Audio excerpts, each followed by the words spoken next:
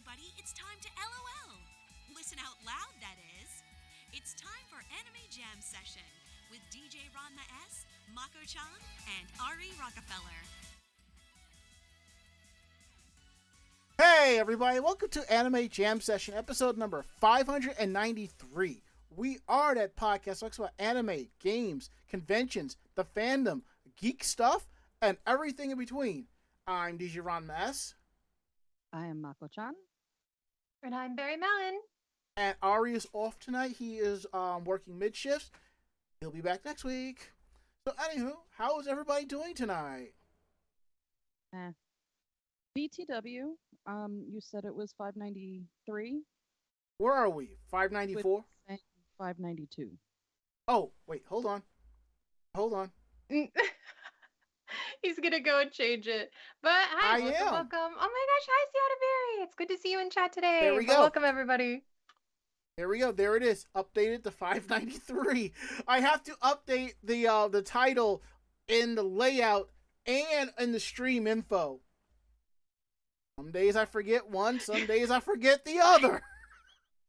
Yeah. Look, I think I have actually gone, during one of our segments where I'm like, oh, let me update it real quick, And I realized on this layout, I forgot to add the black overlay. So while we go through everything, I'm going to go ahead and do this.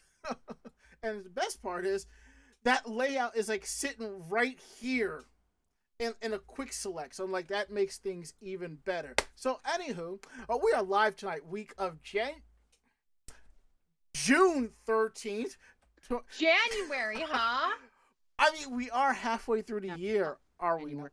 This is true. This is very true, and I hate it. Say what? I said this is true. Oh, Mako, go ahead. That it's too damn hot for January. That's fair. Yes. Well, that's because you and Mako are raising hell to make it too hot for January. I see you. I see your joke there, sir.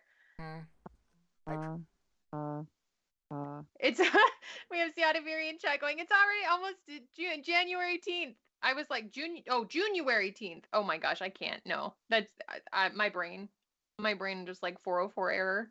There is a really terrible joke I could do right then and there, but I'm going to save that role for another time. All right, I'm just gonna I'm gonna just leave it like that. Anywho, we're live tonight for the week of June 13th, 2023, right here on Twitch TV. We're here live Tuesdays from 9 to 10:30 p.m. Eastern. You can always find us at Twitch TV/Anime Jam Session. And then we're part of the Voice of Geeks Network at vlognetwork.com. Proud to be part of that. And they kick things off on Thursday. I really must be tired or something, okay? They kick things off on... Someone needs caffeine, I guess. It's all of us. That's the trick answer. That's the answer to the trick question. Actually, it's literally all of us. I think what threw me off is the fact that when I got my dinner, I had 2 extra wings in there instead of my normal 10, so I had 12. So that probably threw me off, so... So you got the itis. I got you. I'm not even close to the itis. Believe you me. Look, if I had the itis, I would already be laid back like this, okay? Or the chair would be all the way back, okay? And I somehow jury-rigged the camera to be on an angle, so... That would be hilarious. So they kick things off on Sundays at 8 p.m. with the Bobby Blackwolf Show, followed by Orange Orange Radio at 9. And we have a Discord. Come hang out with us at vlognetwork.com/Discord. Every show is part of the Voice of Geeks Network has their own channel, so come through and hang out and have a good time. And that's how we do things around here. So now we're going to go ahead and go around the room, kicking things off with Mako-chan. How was your week and how was your day? Yeah, it's been a little while since I've been on. Yeah, so how are you been feeling? Well, last week sucked. Yeah. So with the Fire Nation attacking Canada. Yeah. And it all, coming down here because the air tribe was, just blowing. Just tossing it. Yeah. So last week sucked. Obviously I wasn't on Tuesday because of local fires, Oh. which I could smell and the smoke was coming in. And then Wednesday obviously was one of the worst for uh, air quality. But I did make it through work barely. And then I didn't leave the house. Once I got home on Wednesday, I did not leave the house until Sunday because it was just that bad. And even like I ended up stuck in my room that entire time. I even moved my Oof. laptop in there because I have a portable floor AC in that room. So it Hmm. means that it's pulling air from my room to cool it down instead of pulling from outside. And because of that, I was somewhat able to survive in the house for those days, and um, lots of use of my inhaler. Hmm. But I mean, other than that, starting Sunday, I was feeling better, and then work yesterday was good, and work today was good. So now I'm just trying to get through the rest of the week. And, joy of joys, it's supposed to rain all weekend. Ugh. Mm. Because Saturday, I'm going into the city. It's a redo of uh, bar hopping for my birthday because Okay. I went into the city to do bar hopping for my birthday. It was like negative 17 degrees in the city. Yeah, What? yeah. What? Yeah, it was that really, really cold ass weekend with the wind chill that was dropping it down to the negatives. So obviously we didn't go bar hopping that day. And depending on what weather report you look at, it could be raining Sunday, it could be raining just Saturday, and then I read one weather report that has rain from Friday night all the way to Monday morning. Lovely. Yeah. So I'm going to New York either way. It's just a matter of whether or not we're gonna be able to do much of anything. Yeah, especially the fact that one of the people that's coming with us, Julian, she wants to go to a bar and dance on the bar top. Oh, okay. That pop off, I guess. I found one. There is an official Coyote Ugly bar on 14th Street.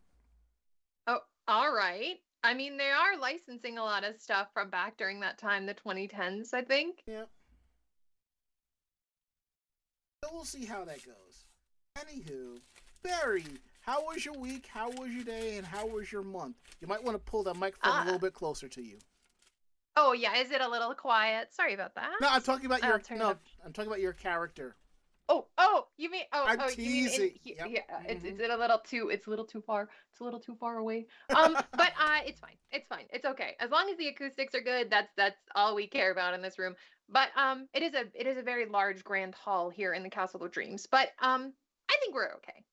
So I have really, I don't know, it's been really quiet. I've just been kind of catching up on work and um playing a lot of video games. So for those who are playing Honkai Star Rail, I want to play Tears of the Kingdom, but I haven't quite gotten it yet. But Honkai Star Rail I got really into, and of course Nino Kuni had its first year anniversary, so I've been playing those games on my channel.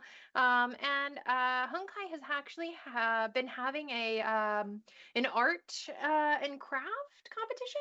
Mm-hmm. So I've been working on a cosplay for that. I honestly don't think I'll get it done in time, but it was nice to have like a challenge to work towards. I'm going to continue to work towards it. It's just a matter of I don't know if I'm going to get it filmed and edited and all that stuff because that's all very very it's labor intensive. So um in general, it's just been kind of quiet in the realm of dreams. But it's been, I mean, I guess a good time. A lot of just like crafting and artsing and stuff. I also figured out that I will be going to Otakon. So those of you listeners that are around here in Anime Jam Session at twitch.tv/Anime Jam Session, if you see me at Otakon, definitely come up and say hi. I also think I will be attending Anime USA, so we'll see if that happens a little closer to it. But I've kind of made some final decisions on cons I'm attending this year, so if you're also attending them, let me know. And yeah, that's kind of pretty much it. It's been just a pretty quiet set of weeks, so Yeah. And just and for the record, there, Barry, if you can put the portal about a block from my house, I can bring equipment to film your cosplay. Oh, that would be really sweet. I actually, I will definitely have to work on that. We've had some like issues with portals lately, but Mm. I'm gonna work with my guys here in the Dreaming, and we'll see. I'll see what I can do. All I asked for. All right. So, anyway, my weekend day has been the same. Well, I finally got all of the Castle Point photos edited. The Saturday and the Sunday photos are finally posted. And Facebook has just been giving me the middle finger when I'm trying to post the photos from the masquerade. So I'm going to try. I may have to do 2 separate posts of that album. But the thing is, I don't think anybody is going to see them because Castle Point's only social interaction is Instagram and Discord. They no longer have an official Facebook group. They shut it down for some odd reason. And I'm like, do I really want to open an unofficial one for people? Well, we'll see. It just depends on how I feel. But there are some people I do know at Castle Point, and they're getting their photos, and that's all that matters. So, hopefully tomorrow I can jump on the Kogura-con photos and finish them up by Monday, and then next week knock out the CloverCon photos. And then the best part is that Saturday I could just sit there, edit all the videos, and post them, and be like, I don't have to worry about convention photos or videos until August. So. Oh, that'll be a nice little break then. Yeah, because we have ShikariCon then. So outside of that, I bought a couple of games. I think I'm going to ramp up the my new rebuilding Daitenshi, my computer that I'm doing the stream from. Yeah. I need to get the motherboard, the 2 terabyte drive, and the processor. I've been doing it a little bit at a time because I don't want to go with too much debt, but at the same time, it's pretty manageable. So I might just pull the trigger bill. Let me just get the rest of it and just pay it off and call it. But right now, because of a screw up on my New York State tax returns, I'm still waiting to find out how much money I'm getting back. That's a problem. Yeah, and the thing is, when you call the hotline, they're like, no one can tell you exactly how much. You have to go through the automated system. And I'm just like, every time I go through the automated system, it says it sent me a letter regarding my return. I have proof that I scanned and updated everything, and it's in the system. Just connect me to somebody who can push that processing forward and give me a general idea of how much money I'm getting. That's it. If I can get enough to pay off like 1 or 2 of my cards, that's it. That's all I really care about. And for those of you who are wondering, my passport form is processing, so I should have it by September, give or take. And then in a couple of weeks, I will start talking a little bit more with the company for my tour and start putting the money together for it. So yeah. Let's see, what else do we have here? That's basically has been it for my weekend day. So we're gonna get into some housekeeping notes here. Okay. It did update. Let me refresh that again. Alright, don't forget, episodes of Anime Jam Session are available on our YouTube page at youtube.com/Anime Jam Session. Click on playlist and podcast VODs. Episodes go up Thursday at 12 noon. This is perfect if you want to catch much older episodes that are not available on the that's not available in the Twitch archive. And our second half of our convention tour, ShikariCon, August 19th to the 20th in Philadelphia, Pennsylvania. It's a small con, so come through, hang out, and have a good time. It's only a 2-day con, but we're gonna go down Friday to kind of chill. And the best part is, there is absolutely no rush to get down there. We can literally just wait until rush hour traffic is over and then make our way. But given what recently happened in Philly, it's going to take a little bit longer to get there. Yeah, I've been a little worried about you guys over there with the 495 going down because of that gas tanker. Well, you got to understand, I'm not even remotely close to that part of 95. Yeah. Besides, in 2 months they'll have something figured out. And besides, every time we go that way, Mako she maps it out, so we basically avoid 95 over there in general. So Yeah, we can be right in. say what? We can take back way, so we'll just take 70, which is basically the main highway near me. See, there you go. And it might put an extra 20 minutes on the commute because of detours, so they fix that up. But who knows? Mm-hmm. All right. Next up is Geek Roundtable. This is where we talk more about the geekier aspects of our lives and stuff that we've been working on. So, Mako, who is Vlad and what does he do? Vlad, he kill you. Yeah, so this is the last of my pop figures from the 3-year wait. Oof. This is my Prince Vlad. I absolutely adore the Dracula movie, just because it has a lot of pretty people in it. Are we talking the Bram Stoker's one? Yeah. Okay. Yeah, so this is the one with Keanu Reeves. This is the one with Gary Oldman. And I happen to very much appreciate Gary Oldman as Prince Vlad. And I think, yeah. He's hot. That's it.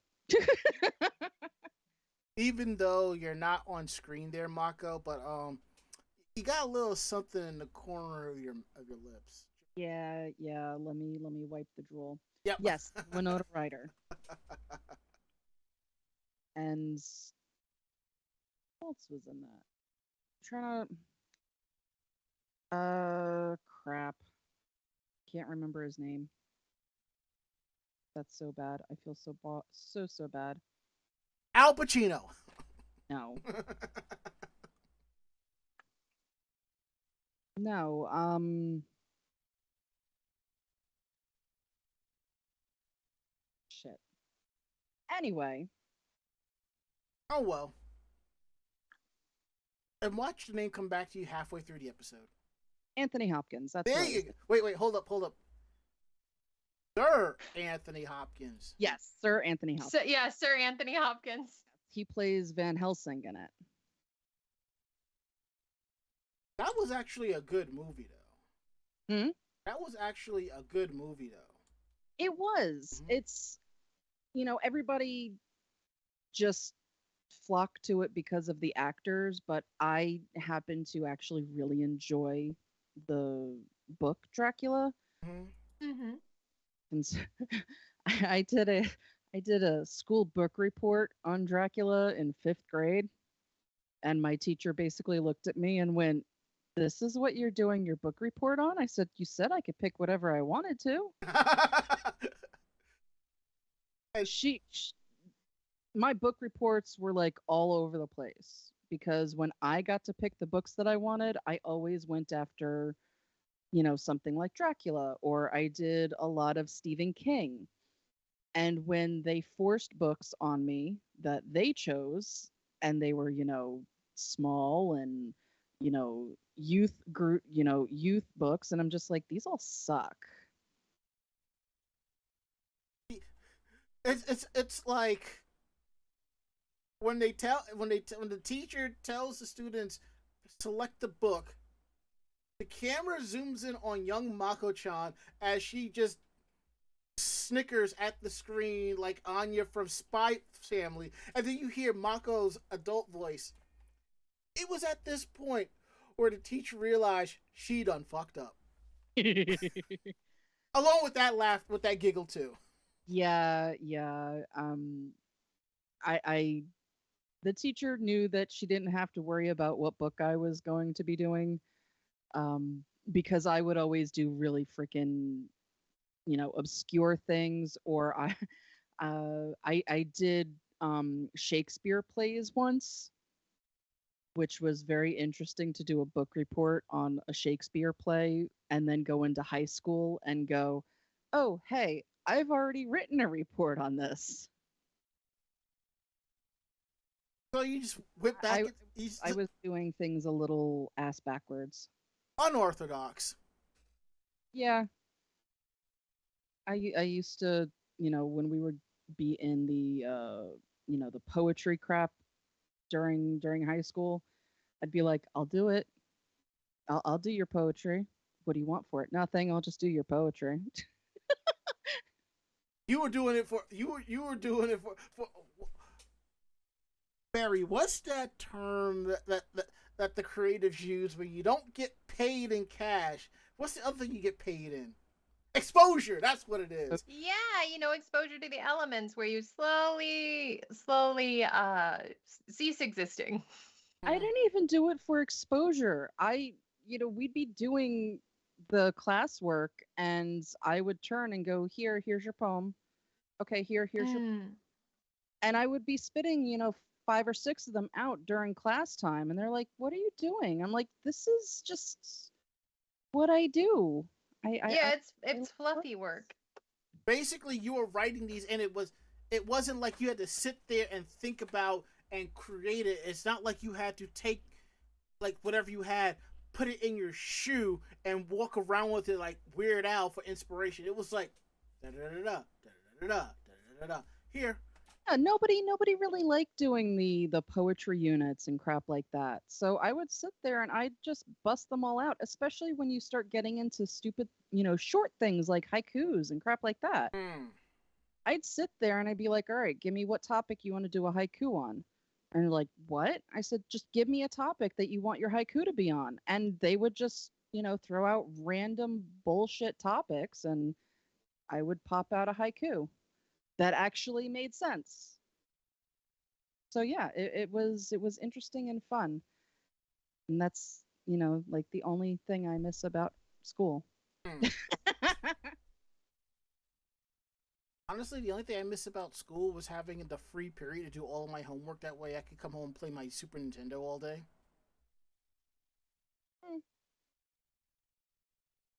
Barry, what do you have for Geek Roundtable? What cool projects are you working on? And I think we lost her. No? She's moving. Nope. Sorry, I forgot to unmute Skype. But I guess trying to think of what. Yeah, I'm just working on cosplay of Himeko from Honkai Star Rail. So if anybody's been playing that game, yeah, it is another gacha game.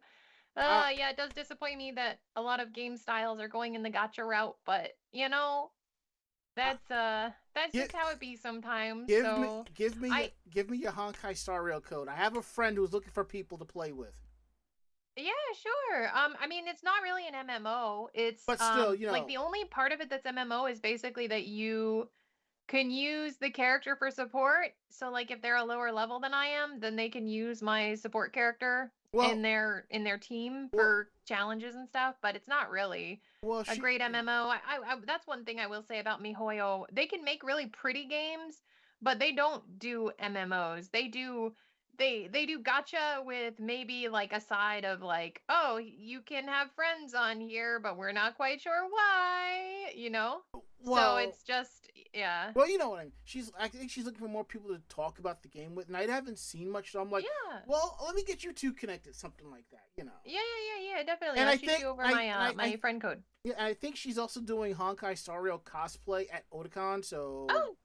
Oh, at Otakon? Okay. Yeah. So I'm not sure if I'll be wearing Himeko there, but we'll see, because I know I want to get the jacket done before I wear her, but she might be something I wear. I really haven't decided on my costumes. honestly, transporting myself to the mortal realm is it's a bit of effort from the dreaming. So it's one of those things where I'm just not sure what to pack. Uh, Gotcha. so we'll see. I haven't cosplayed in a little while, and my mortal form has changed shape quite a bit. So yeah, I can't wear a lot of my old costumes anymore. Whose mortal form hasn't changed? I mean, come Right? on. Exactly. Look, Exactly. look. So yeah, but I'm hoping to have some new costumes for it, but we'll see. We'll see. It's the end of July, Hmm? so for those who haven't gotten their tickets yet, I don't think you can get them mailed for free anymore, but you probably want to get them soon and pre-book your parking, because if CastiCon this year is a reflection of anything, it is a reflection that they will not have guaranteed parking wherever you're going, because Yeah. it was insane. Look. To go back to what I was saying before, the pandemic put anywhere between 30 to 50 pounds on people. The pandemic That's also fair. took 35 to 50 pounds off of people. Either or. I just got my letter here from the endocrinologist for my next appointment in August. Oh, something I forgot to mention, and I'm not sure if I did, and I'll get into this, and then I'll talk about my Geek Roundtable. I am actually on weight loss medication because, according to my doctors, I have put on more than the normal amount of weight I should have in the last 2 years. And for the most part, I really didn't notice it till I started buying larger size pants. I was just like, the fuck? But anywho, downside, the good news is the medication has been approved. The downside is Okay. they're out of stock because of rich people. Oh, is it that Ozempic one, the one that's kind of controversial? No, Wegovy. Oh, okay. Yeah, conventions are here. It's time to dress up like nerds, but that's the fun part. Very There you nice. I go. love that haiku, I, I w- believe. I would love to see Mako on stage doing slam poetry as Mandy from Grim Adventures.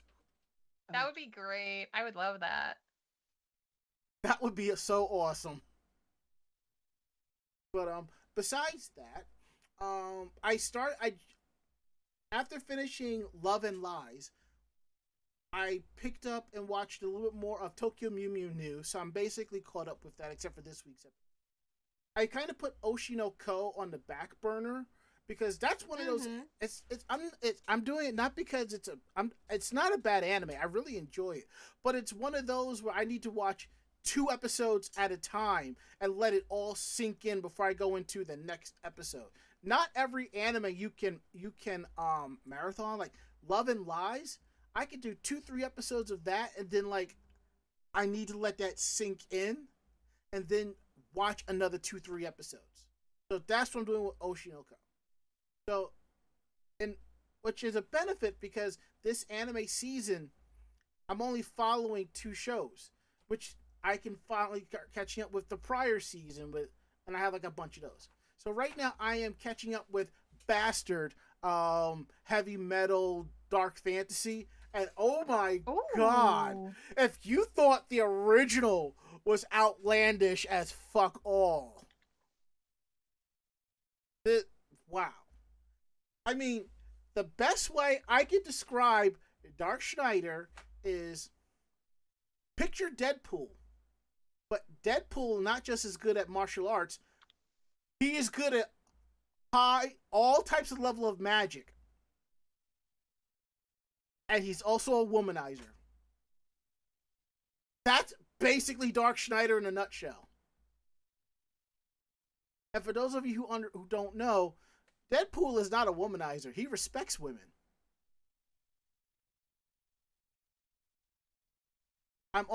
I think I'm at episode 19, so I'm almost done with the first season because the second season is going to drop soon. So right after I finish this, my next plan of attack is to watch Trigun. I think Trigun Stampede. And Omnia Style says we need a collab between Oshinoko and Zombieland Saga. I was thinking Oshinoko and Perfect Blue. That would be a bit of a mind f. So, and also, this is June. This is Pride. So as I've said in prior episodes, we have that little Pride flag on our stream. For those of you who are listening and not watching, we have a pride flag on our stream, and I put it there last year for pride, and I just said, fuck it. It's just going to stay all year round. There's absolutely no reason to not take it down. So it stays there. So, and one of the things I also like to do is I have pride shirts. I don't really post to the world that I'm an ally, a cis ally, because to be perfectly honest, us cis dudes need to shut the F up, step back, and let the LGBTQ squad handle business. We should just stand behind them for backup. That's it. That's what we should be doing. That's all it is. So I don't really post like I'm an ally, but people should know. And one of the ways that I show that I'm an ally is through the various geek shirts that I have. So last week, I had a shirt that said Pride Power Makeup. And it's basically all of the, except for Usagi's, all of the Sailor Moon transformation wands put in color order in the style of the Pride flag, the traditional 6-color bar one. So I saw this other image on Amazon, on social, and I'm like, I need the shirt for this. I found it as a shirt. So I'm wearing a shirt that says, when someone attacks one party member, and on the bottom it says, we all roll for initiative. And on the shirt is 5 different D20s that represents different parts of the LGBTQ community. We have for minorities, the traditional pride, we have bisexuals, the trans flag, and this other one down here, which I actually have no idea. I don't really know. I might be asexual. I'm not sure. It's all purple. Are you talking about the purple? Yeah. That's Ace. Ace? Okay, cool. All right, cool. Thank you. Right. Say what? Say what now? I said you're good. Okay. Yeah, black and gray. The funny thing is, I almost bought the wrong shirt, and it's in my cart. I'm looking at it, I'm like, wait a minute. One of the D20s had an American flag on it. I was like, that's not the image of the shirt that I wanted. So I go back to the search results and go to the second one, like, that's the one. And, thank you for the biddies. Wretched. Thank you. Thank you so much. Bonds on 006 says, did you post that shirt on your socials in the past week? Because I think I saw it. No. What you may have seen is people advertising the shirt itself through those fly-by-night t-shirt companies, where if I come across a shirt by one of those companies, I track down the image and see who is actually selling it and buy from them, so that the creator gets the royalties. Like, there's an awesome Sailor Peach shirt with the crown and all of that. But I mostly saw this as an image, and I was looking for a higher res quality, and I discovered there's a shirt. So I went out and I bought it. Now that we got that out the way, we're gonna go ahead. Because there's that algorithm on Twitter that will make t-shirts out of like most things, which is wild to me. No. You don't want to know what's wild? I'm not trying to pull the race card here, but it has to do with my peoples sometime.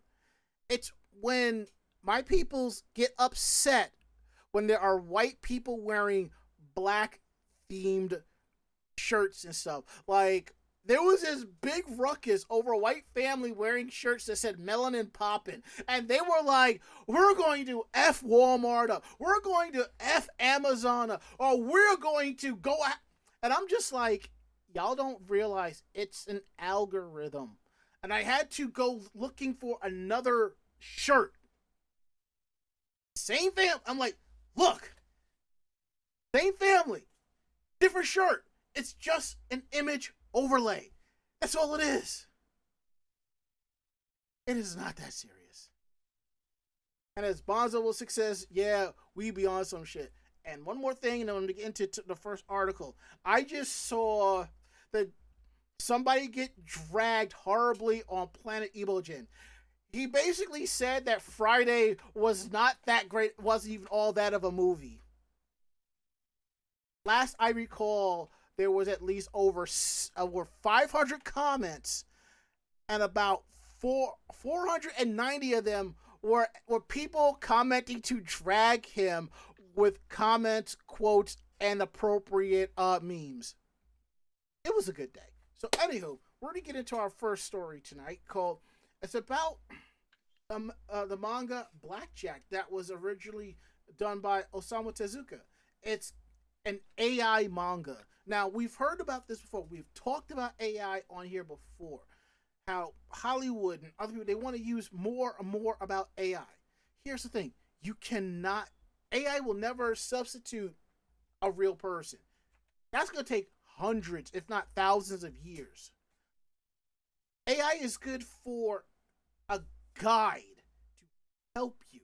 If AI was a simulation to throw some, yeah, that's perfect. That's perfect what AI is for. So, in this case, AI is being used for a manga.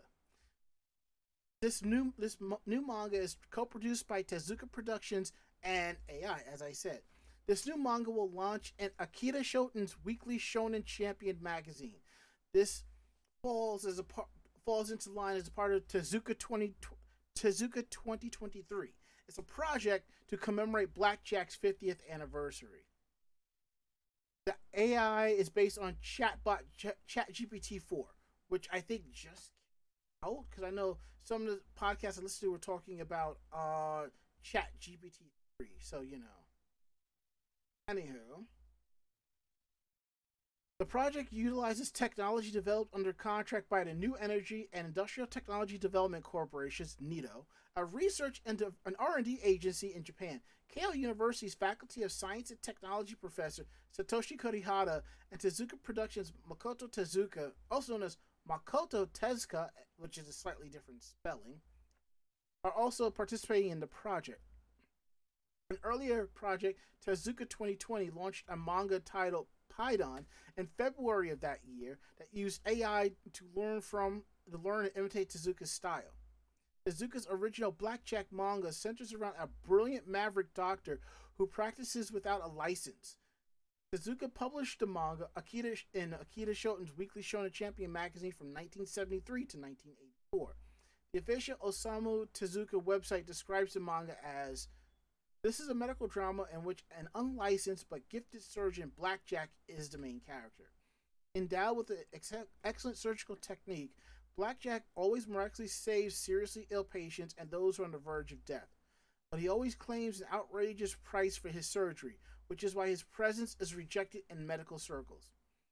Blackjack lives quietly in a clinic out in the deserted wilderness with his assistant Pinocchio, whose life he had saved. Patients whom other doctors have given up on come to see him every day. He represents their very last hope." The manga has inspired multiple anime adaptations as well as spin-offs from other creators. The manga also has inspired several Japanese live-action adaptations, including a film in 1977, a series in 1981, a video in 1996, a special in 2000, and another special in 2011. Now, here's a single shot for you. Blackjack. Dr. Stephen Strange without the mystical powers. And Dr. House. All in a room. And they're going through medical, and they're going to operate on somebody to save their life. There you go. How's that for a five-part TV show? Can we add Doogie Howser into that? Yes, we can. Okay. We can. Did you also want to throw Dr. Teeth in there as well?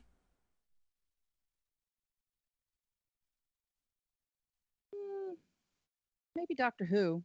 Oh, God. I will only approve if it's the 12th Doctor. Yeah, we can do that. See, the Barry goes, why not also Dr. Quinn, Medicine Woman? Okay, I like that.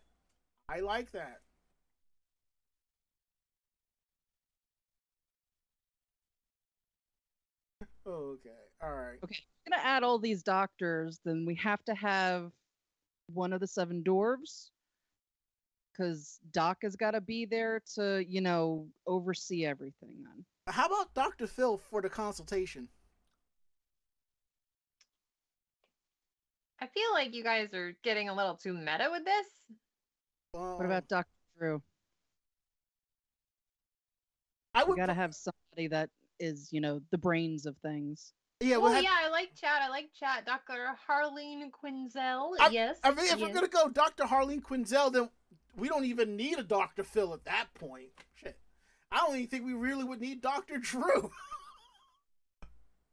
And then yeah, chat's popping up. Yes. And Bonzo said that he watched an old episode of Dr. Quinn Medicine Woman this morning because he was too lazy to change the channel. I get like that. I'm too lazy to change the channel. Next thing you know, I'm watching hours of Modern Marvels or Marco. What's that other show that we would just have there? How It's Made. What? How It's Made? Yes. We would sit there and have that on for hours. Yes. But see, that's not being too lazy to change the channel. That's watching something that's freaking interesting and not having to change the channel. But it starts out as being it's too lazy to change the channel. It starts off. Too lazy to change the channel is when you're watching something on, say, Food Network and, say, Paula Deen comes on and you just keep watching because, one, you're too lazy, and two, it's a train wreck. Oh God, yeah, it is a train wreck. Okay. All right. How about this, Michael? Then we get into our next story. Paula Deen versus the Contessa.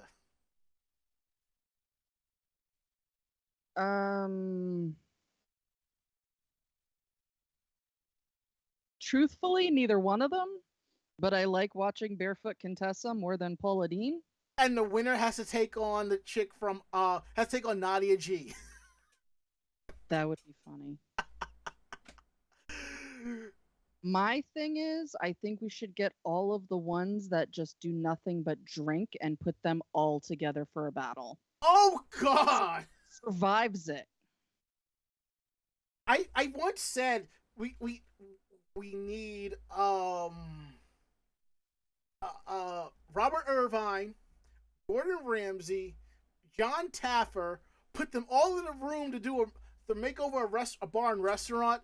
The entire episode would just be them just arguing with each other. I'd watch. I'd watch. All right. Moving on. We're going to talk about Hello Kitty. I forget that. Forget that So, for those of you that don't know, Hello Kitty's voice actress also sings. So, if you're very much into Hello Kitty and Sailor Moon, this one's for you guys. Hello Kitty sings the official cover of the Sailor Moon theme song Moonlight Densetsu. And for those who know who Hello Kitty's voice actress is, this is two amazing covers in one. Hello Kitty and Sailor Moon are Japan's two greatest global ambassadors for this girlishly kawaii portion of the country's pop culture. And earlier this year, we saw the Sailor Senshi team up with Sanrio stars for some pajama party fun. And now their creative partnership has a treat for fans' ears as Hello Kitty herself performs an official cover of the original Sailor Moon opening theme, Moonlight Densetsu, or Moonlight Legend. As one of the most popular anime songs of all time, Moonlight Densetsu is something anime enthusiasts have heard dozens, if not hundreds, if not thousands, of times. We've never heard it like this before, though, with Kitty-chan's cute, clear voice practically bursting with cheerful confidence, even as her characteristic pronunciation quirks make it sound like she's saying Tuki instead of Stuki. Moon and Junsho instead of Junjo, pure-hearted. Watching the video, you might find yourself surprised to find Hello Kitty has some serious singing chops, or that might have been exactly what you were expecting. While Sanrio doesn't always publicize this fact, it's an open secret that Hello Kitty's voice is that of Megumi Hayashibara, who is not only one of Japan's top anime voice actresses, but also one of the industry's top anime song vocalists for decades.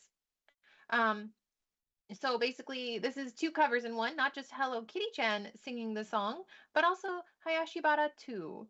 As for the timing of the video's release, Friday was the Japanese premiere of Sailor Moon Cosmos, a two-part theatrical remake of Sailor Moon's Sailor Stars arc, in which Hayashibara voices Sailor Moon's latest and greatest foe, Sailor Galaxia. Also part of the Cosmos voice cast is Nana Mizuki, an anime voice acting and singing star in her own right. So maybe we'll be hearing her rendition of the Sailor Moon song too at some point.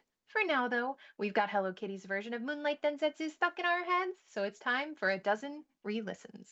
Okay, now before we continue on, the sheer number of people that have been asking if Sailor Moon Cosmos is on Netflix.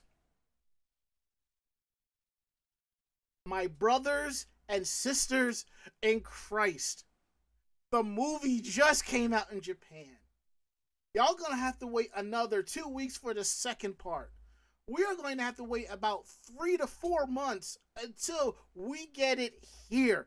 Ain't nobody got that on bootleg yet, alright? Y'all need to chill. Oh, holy crap! We just got raided!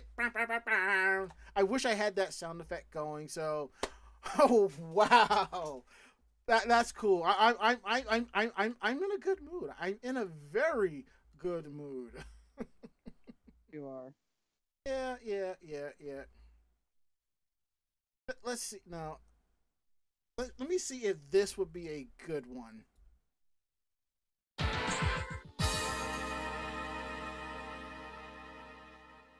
Nah, that sucked. I'll have to save that for another time. Okay. All right. Let's get into our next story here. I think it's Demon Slayer. Yes it is. You know what? I just realized I did your story by accident. Yep. So you take the Demon Slayer one since you were the one that told me about it, so it's only fair. Okay, sure. Yeah, so this is actually happening this Saturday in Times Square, and I'm kind of hoping that we have time just to see who ends up showing up. So Demon Slayer is actually going to be taking over Times Square this Saturday, and that is due to celebrating the season's final episode, which will be airing on Sunday. So this is a Crunchyroll special event in honor of the last episode of Demon Slayer Swordsmith Village, which will be, again, in New York Times Square. Fans will see Times Square lit up with the stunning visuals from the anime. This is going to be taking place on Saturday from 9 p.m. until 10 p.m., at which point you can basically go home and wait up for the episode to air at 1:45. And it has been confirmed that this episode is going to be 70 minutes. Ooh.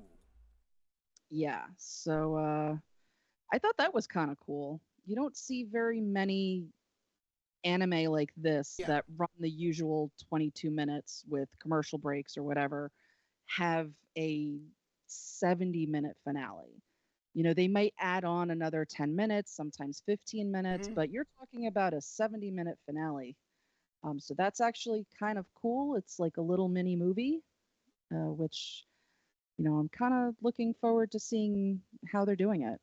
Yeah, I mean, they actually did this, I think, either for Comic-Con or Anime NYC for the release of One Piece Film Red. They did say it was for an hour, and that was really cool. And a lot of people came out for that. I think that was for Comic-Con. Yeah. And one of the voice actors from One Piece Film Red, Sonny Strait, was there, and he posted pictures. So I think we'll be able to do it. And I expect after the final episode, not even that week, that they've already greenlit the next arc. We just have to wait another year for it.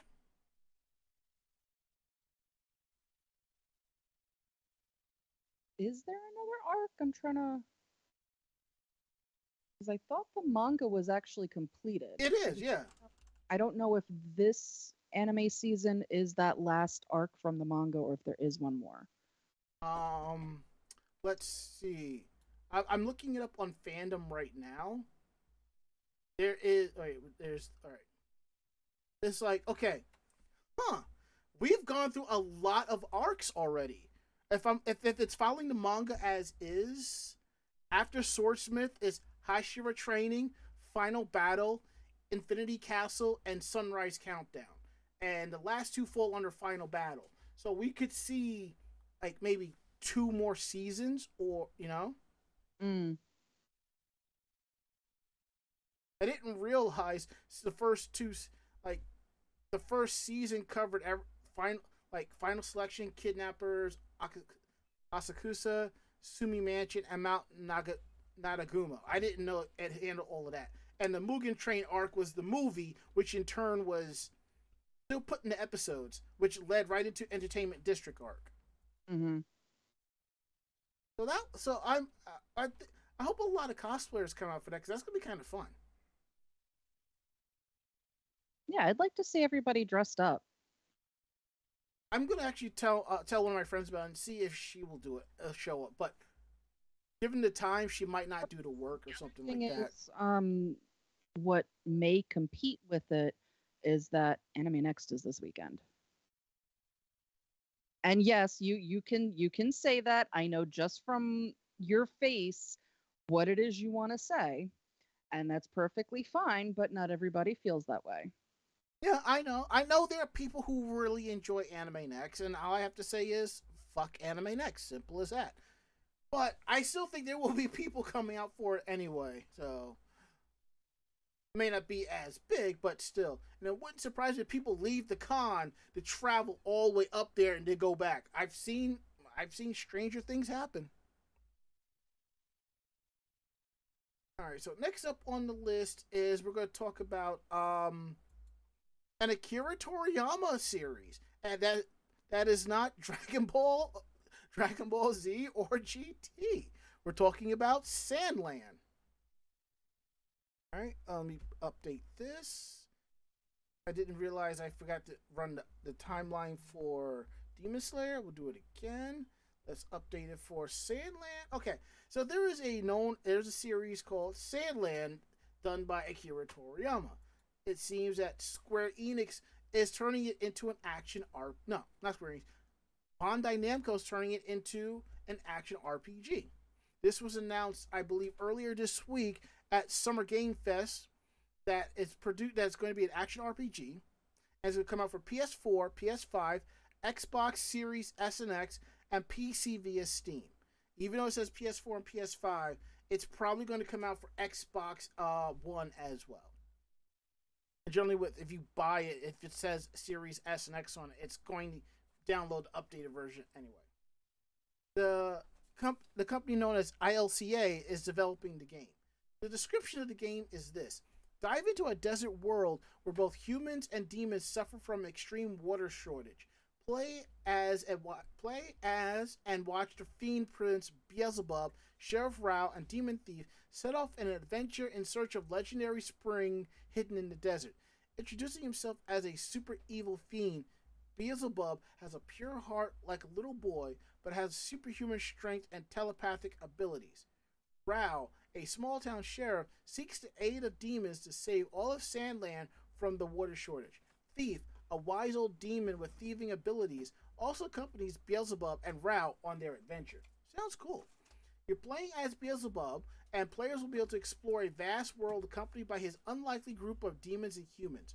Whether roaming in various vehicles or traveling by foot, players will encounter dangers as well as helpful characters they meet in the vast desert while uncovering Sandland's many secrets.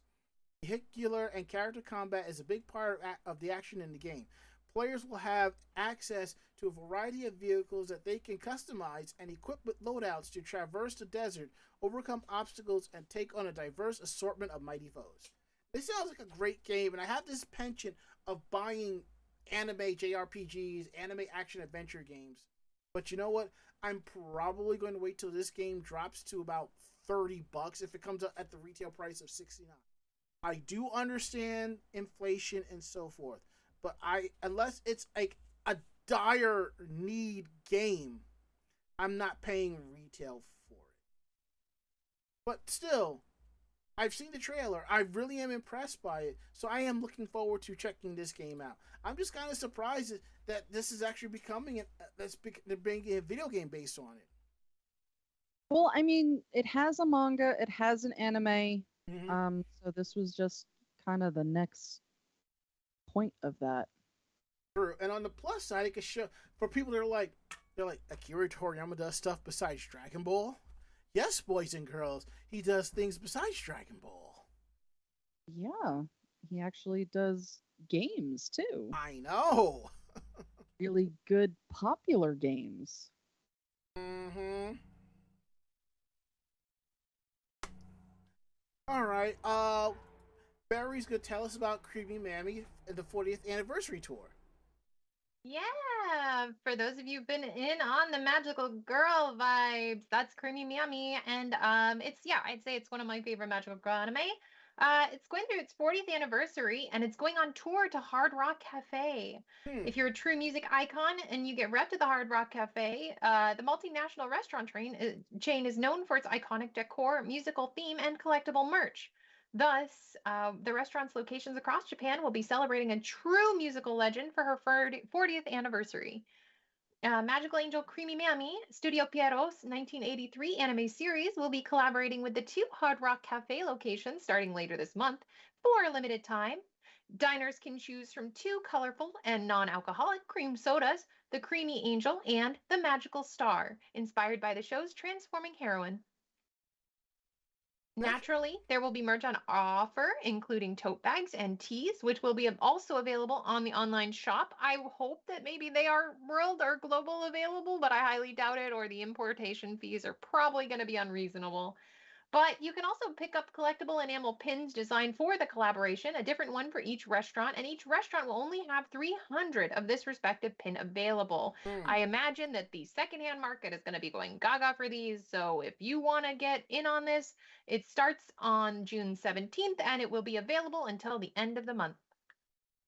Sounds good. And I just posted this on my friend Facebook, Pocky Princess Darcy, who has cosplayed Creamy Mami a couple times. I believe I've taken pictures of her somewhere on the Anime Jam Session Facebook page. She's going to be kind of surprised to see that.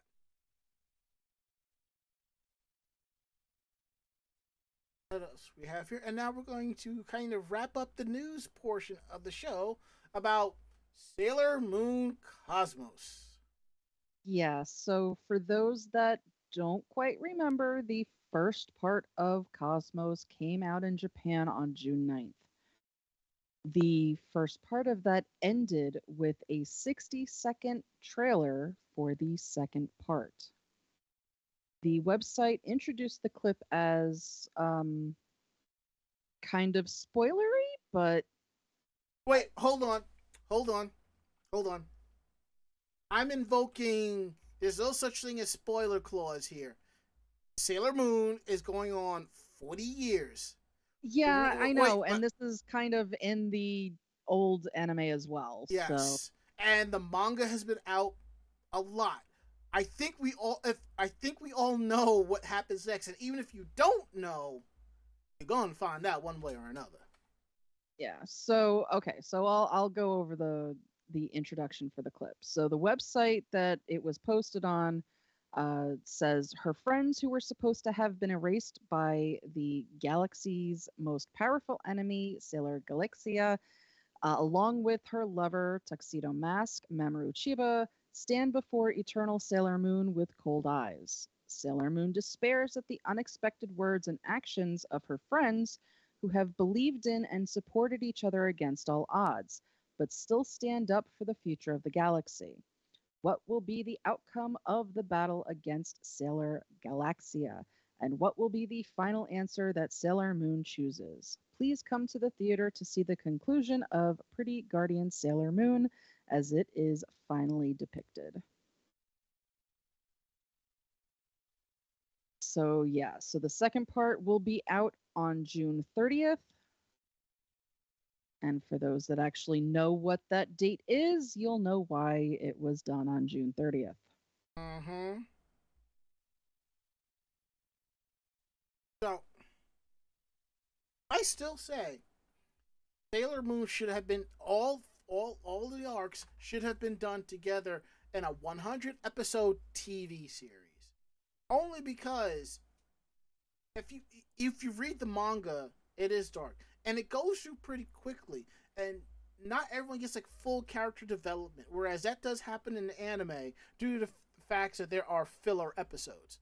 I would have thought that, with them going back to the manga and Naoko Takeuchi advising to do this and do that to kind of fill things out, to kind of streamline stuff. Again, we talked about how they added extra information regarding the Shinteno in season 1, which I thought was a great thing to do. So, and Omniasile caught it. Congratulations. He figured out what June 30th is. So I think we can give a little bit of congratulations for that. I think that works. All right. Now that we got that out the way, we're going to go into the part of the show that y'all really like and stick around for. Meanwhile, in Japan, we do have 4 different stories. We may not read all 4, but we'll go with the most interesting ones that we have here. So, I'm gonna take the burger story. I'm gonna do a quickie for both of the first 2. Okay. And you there, Barry? Oh, I did not realize I was muted. I was gonna say I would call it the first 2, but Mako got them already, so I will take the I guess I will take the 4th one. Okay. And don't worry, you're not the only person that's accidentally muted themselves while talking. It happens. No, it's okay.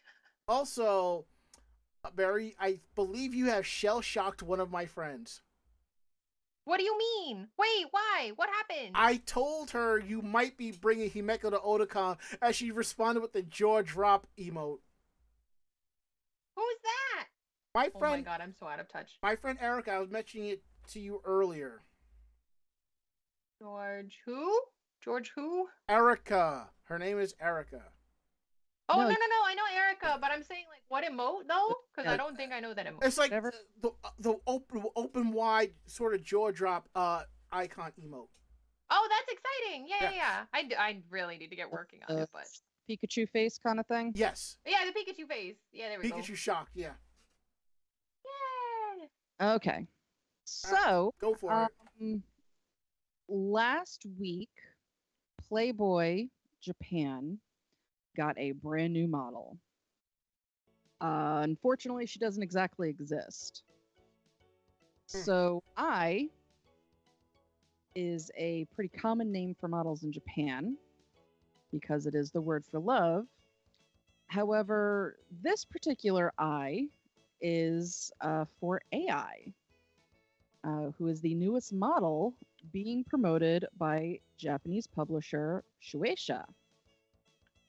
But while it was given to her by Shueisha, the publisher didn't make that decision just because they hope people will fall in love with her, but because her images are generated by AI. So last Monday, she made her debut in the latest issue of Weekly Playboy magazine, which is a completely separate entity from America Playboy magazine. Weekly Playboy is usually best known for photo spreads of models in swimsuits, lingerie, and other revealing outfits.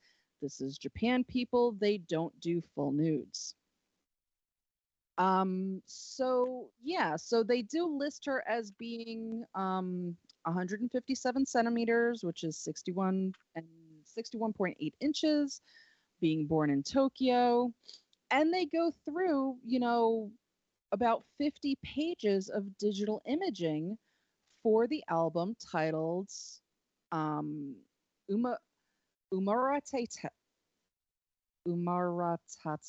which is just born. So, it goes through and, there are some people that are happy and then there are some people that are not. And come to this week, just 5 days ago, and she's already been fired. Whoops. Yeah, so I was billed as being stuffed full of men's ideals, and concurrent with her appearance in a photo spread from Weekly Playboy, Shueisha revealed a digital photo album for her titled To Just Born.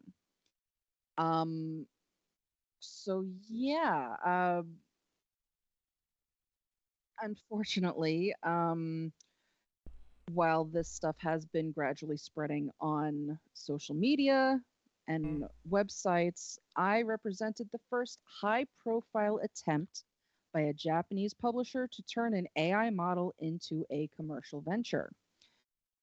Shueisha has made the decision to swiftly and completely cancel sales of her photo album, as well as any other projects involving her that were in the works, because no small number of people took issue with I and what she was. So Shueisha says, since the issue of Weekly Playboy in which she appears and her digital photo album went on sale, we have heard many opinions, and our editorial department has re examined the project. As a result, considering the image creation process, the editorial department has concluded that its examination of the points of debate and potential problems of generative AI have not been sufficiently examined. Looking ahead to the likelihood of a deepening worldwide debate on the commercialization of AI generated content, we feel that this requires more careful consideration. As a result, we will be ending sales of the digital photo album. So that was made on. I'm gonna guess that this should be June 7th and not July 7th. And this was made at 11 a.m. and that only gave those that wanted to do any more purchasing a couple of hours to do so before all of the accounts were deleted. While not specifically mentioned in the statement, the hurdle in the manner is which AI creates images is one of the issues. Many programs capable of generating high quality images do so by using pre existing images as initial inputs, raising the question of what sort of ownership claims the creators of those original images have over the AI's output. Even if she doesn't actually exist, the love for her that sprouts in your heart is real, Suecia proudly said when announcing her debut, and now fans of her short lived career will have to apply that sentiment to their memories as well. But we do have one question from our chat room here at Twitch TV/Anime Jam Session. Omniasile wants to know if she had 6 fingers. I don't know if this is the one that was a picture of her with 6 fingers or not. I know that there was one going around where the model had 6 fingers and nobody caught it. It's and Cedarberry says photo girl eye. Okay, fair. It's just that when you see, you could usually tell it's eye generated because it looks too surreal, or there is more. They have more than 5 fingers. Yeah, I mean, there's a huge difference. If you're going to put your own art into an AI generator and have it generate stuff based off of your own style, that's one thing. You want to do whatever you want to do with that, that's fine. I still think that it's cheaping out of things, but if it gets if it gets your creative juices flowing, that's the important part of it. But when you're just taking pictures off of the internet and putting them into something like this, and then it starts generating things off of somebody else's style, that's when AI gets very damaging. Yeah, I have a lot of very strong opinions about AI artwork as an artist and creative and myself. So I definitely could go off on a tangent, but to put it shortly, um, aggregating websites, things like Google, Adobe, any website that's causing you a cost to pay for the supplies, and even the ones that are free, if their aggregate data or images are from the open web, including images that have been requested to be taken off aggregated lists or aggregated groups, or coming from artists that have not given consent to be in those kind of collections of data, it's very upsetting because it is the same to me as exposure. Also, for the people that are using AI artwork and not disclosing it, or are using the AI artwork and selling it or saying it's commissions, the false advertising aspect to it, and also like the creepy side of it, where people are using it to emulate others' identities, or in this case, create a fake Sona, which became this AI. I get it, but there are stipulations to it that end up coming to me across more creepy than anything. Because, like in this article, talking about I in general, um, there's like she's an AI gravure model. For those of you who don't know what gravure is, it's basically softcore. It's kind of risque, so think like sports magazines and that kind of modeling. The way that people or netizens are talking about it is like no scandals, no scheduling problems, no talent agency problems, no appearance fees. Sounds good. So it's just like another form of exploitation, which doesn't sit well with me either. And I feel like as we develop our AI world and we get closer to AI, there's going to have to be a lot of moral compasses that we as a society face, and a lot of moral stipulations we deal with when dealing with artists and art as a whole, in cooperation or collaboration with AI. Anyway, that's it. And the thing is, it's not just the art medium for, physical art and graphic art. They're doing it now for vocal art. Yup, that's creepy. It's creepy AF, man. It's Yeah. creepy as hell. We know a lot of voice actors, and to have them start talking about how they have found, quote unquote fan projects where somebody has taken their work off of the series, put that voice work from that series into this AI generator so that they can have the characters say whatever the hell they want to. Yeah, I mean, And they've done now fan series of these, other animated series. And, this is that person's voice voicing their character, and they could be saying whatever they want to. And that's going to start getting these people in trouble under their own contracts. yeah, and here's the thing: a lot of the sites where you can upload the voices, they just say we're here as an educational training and this and that. They put those exploits, those disclaimers there so that they're covered. Well, But yeah. But here's the thing: just because it's like a lot of the people that stipulate, like, oh, I'd beat you up in Minecraft. They give this stipulation so they have the gray area to kind of say whatever they want without the, repercussions to their actions. But at the same time, they're still doing the actions. Doing the action doesn't make you free from repercussions for those actions. There is you may have gotten it. Yeah, there is a level of responsibility you have to take a part of. And exactly. And Omniasile says, I heard people already selling eye prints and artist alleys at cons. That's no different from somebody selling bootleg copies of anime and TV shows in artist alley. I've seen people selling like CDs and DVD discs of ROMs with the emulator on it.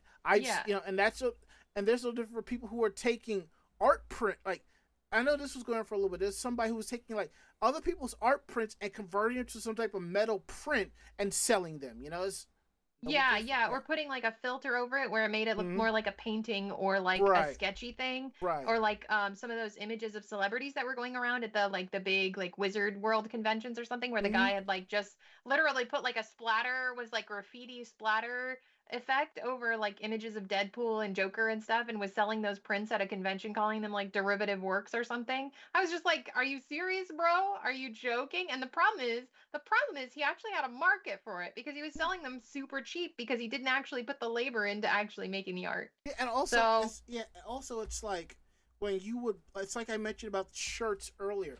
Like, you can go on certain T-shirt sites and see that there are people who are reselling, who have their designs that they're selling on one T-shirt site. Somebody can come along, steal the image, and put it on their site and sell it for like $5 less. And that's what I was talking about earlier with the Twitter bot situation, because there's the T-shirt algorithm where there's actually just bots that will be scrolling through Twitter looking for images that have been posted, and if somebody in the Twitter replies says like, "Oh, I'd love to see this on a t-shirt," they literally post underneath like, "Oh, you can buy the t-shirt here Yeah, for $10." It's yeah, like it doesn't mm-hmm, even benefit the artist, the original artist. yep. And so a lot of these people have been playing this by putting copyright materials in the artwork and playing the bots to try and trick them so that they play themselves and basically put like Mickey Mouse or like, all these other IP, Yeah, presenting I mean things. that's happened to me too. But I'm just like, I know it's not them. And also, they're putting people when they're doing fan arts, they're putting their copyrights like right across it. So Yeah, they're having to do if a that crawler now. comes through and grabs the image, and you buy the shirt from them, you're gonna buy the shirt with the awesome image, along with a giant copyright right across the front of it. Yeah. That's on you. So now But anyway, we're gonna talk about In-N-Out. It's a popular West Coast burger chain with some locations in the Midwest, and I hope they make their way to the East Coast because it's been way too long since I've had it.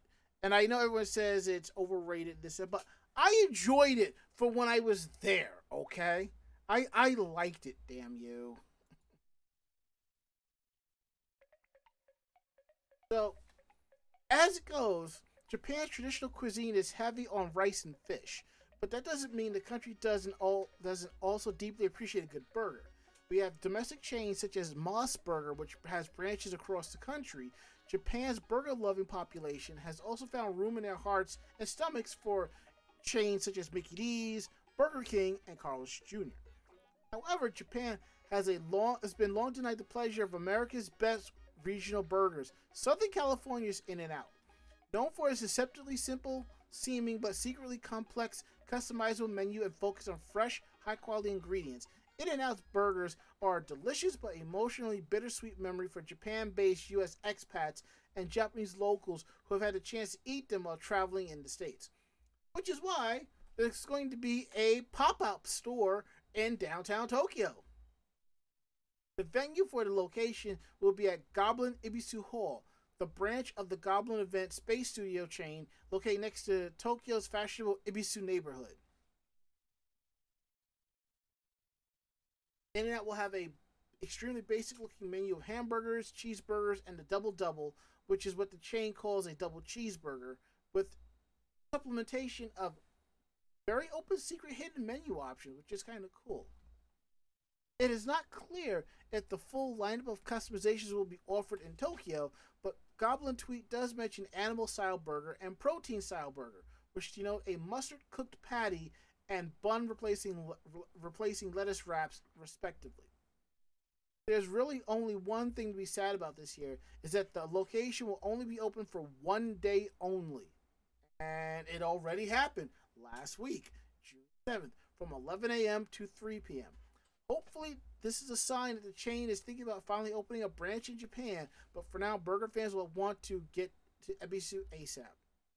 They were only open for like 4 hours. I would have expected this would have been like a 2-week thing with a limited time, you know? Yeah, I am surprised that it was for such a short amount of time, Yup. given Japan's own pop-up cafes and things like that. But this might have just been a publicity stunt kind of thing. Wouldn't surprise me. So it's like, hey, here, we're going to be here for 4 hours, and, maybe if they sell out, we'll do this again in another town. Yeah, I can see that. Let me close these out because I have too many doggone windows open. Right. Go ahead and wrap up the show. No. Sounds good. Oh wait, sorry. I am really off my game tonight. Are. That is okay. I should have eaten my Wheaties. Wait.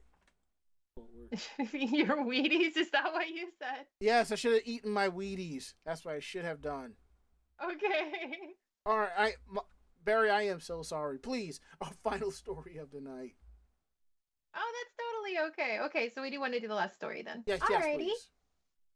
So, if you are getting ready to head to Japan, as we know many of you are planning to, you degenerate weebs, Hey. Kyoto wants to add charges for the tourists to use city buses.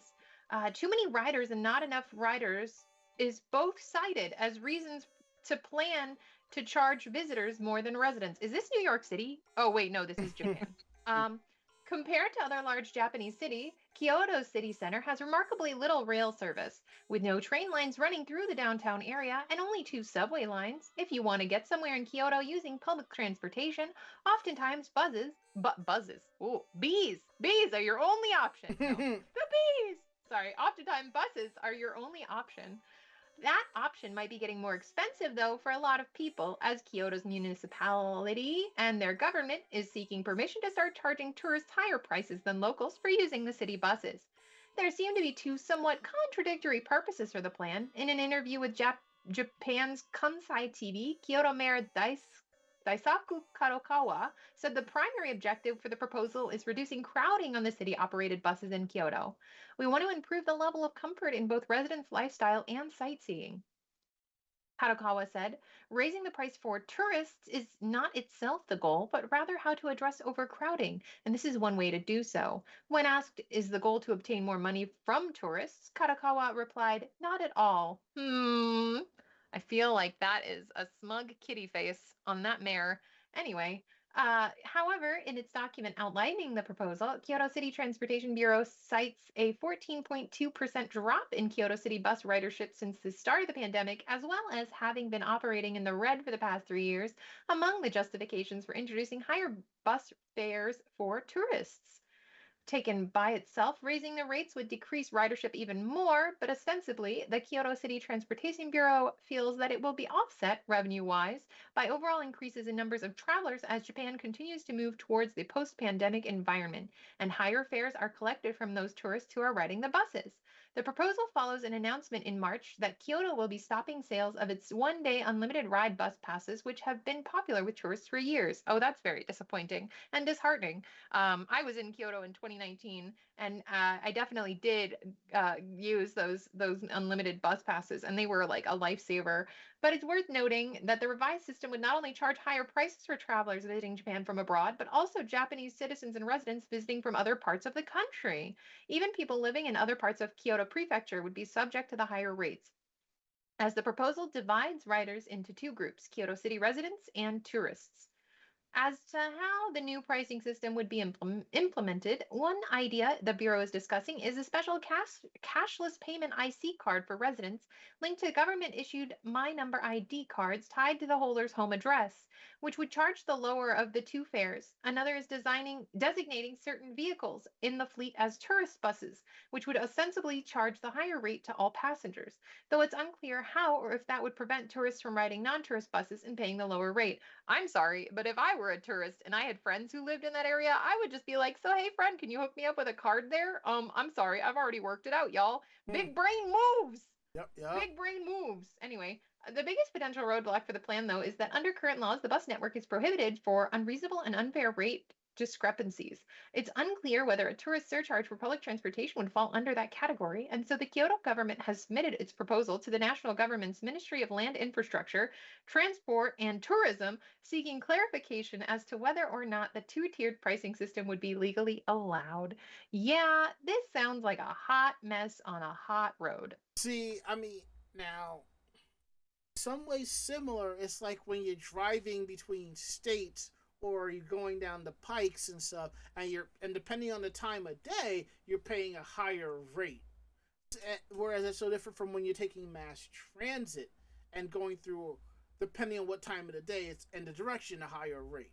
See, that you can do because all you do is set up a scheduled system and be like this side or that side. This, however,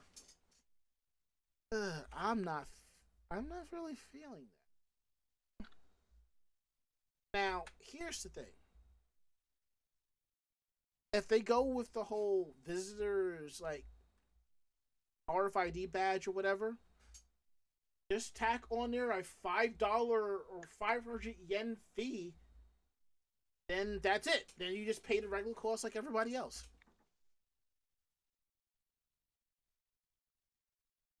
I think that works out better. And don't mind me if you're looking at me on the stream here. I thought somebody had knocked on my window on my door frame just now, but that's coming from upstairs. So Okay. yeah, I'm just like, wait, what? Because the thing is, if you notice, I have new dark curtains over here to kind of offset the white around here. So kind of make like the lighting here pop a little bit more. So but I didn't realize how dark it was, so I really can't see through sometimes. And it's like, honestly, if I have that door open, I'm just like, wait, what? But then again, in this neighborhood, barely nobody walks through here, and I should be able to see somebody from the window up front here. But you know what? Enough about that. I think it's time to wrap up the show and call it a night. Officially this time. Alrighty. Okay, alright. So if you like tonight's show, tell a friend. They in turn will tell another friend, and so on and so forth. We're independent bloggers, independent podcasters. We do this for the fun of it, what we like and don't like. And I will tell you that up front. So if you have any questions about the show, please drop us a line at podcast@animejamsession.com. Again, that is podcast@animejamsession.com. We're here to believe you. Don't forget to check out our website at animejamsession.com, where you will find our weekly podcasts, anime reviews, editorials, cosplay tips and tricks, cosplayer interviews, links to our YouTube page of convention coverage, links to our Facebook page of cosplay coverage, and so much more at animejamsession.com. And don't forget to take our podcast on the go. You will find our podcast on Anchor FM, iHeartRadio, Spotify, Stitcher, Google Podcasts, and Apple Podcasts. Over 500 episodes, 10 years of great content. Please check it out. And what's great is that these apps will have a section for leaving reviews. So if you can leave us a review, we'd love that even more. And don't forget to follow us on our social media pages, YouTube, Twitter, and Facebook. It's Anime Jam Session. Follow us on those so you know when we're going live, when videos are going up, photos are going up, so much more. And we couldn't have all this without you, so we thank you so much for being fans of the show. And don't forget our tip jar. If you're participating with us live here on Twitch, there's a link below to our stream elements and our Ko-Fi pages if you want to throw some cash at us. Or you can also subscribe to the channel or give out a gift sub or cheer us on with bits. We love all of that too. We really appreciate that left and right. So now we're going to go around the room. Last words, Mako-chan. I have so much to do before tomorrow night. Last words, Barry. And a big thank you again for those who rated and gave biddies to this stream tonight. Thank you so much for joining us this evening, and I wish you the sweetest of dreams. My last words. My new mouse is coming tomorrow, and I can't wait. I am slapping harder and more on the left click, and the middle click went out on me, so I'm like, yeah, no. And I had to write out my rent check because I totally forgot, so whoops. So that is it. End of list. We'll be back next week with a brand new episode. Ari will be here. Hopefully you'll be here with us too. So, Ranma. I'm Mako-chan. And I'm Barry Mellon. Great fight, great night. See you next week. Good night. Isn't somebody supposed to say goodnight? Good night. Sleep tight. Don't let the demons bite. Oh God, say goodnight, Mako-chan. Good night, Mako-chan. Perfect, awesome. We're getting out of here. I think Barry is. I think they're done for tonight. So good night, Barry. Good night, y'all. See you all next week.